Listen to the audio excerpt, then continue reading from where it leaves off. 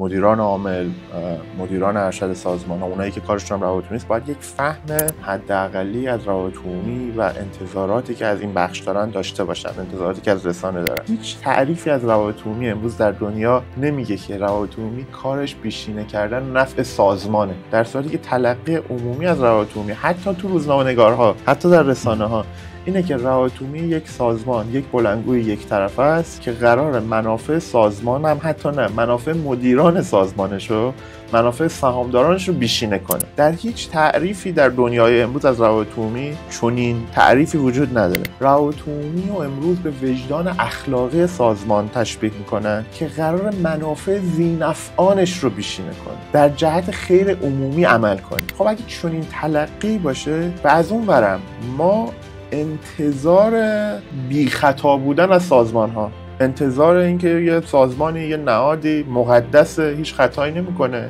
و اگه هم یه خطایی کرد وظیفه روابط عمومی که اینو پنهان کنه، وارونه جلوه بده. یه چنین فهمی از روابط عمومی اگر وجود داشته باشه، خب این اختلال ایجاد میشه در کارکردش.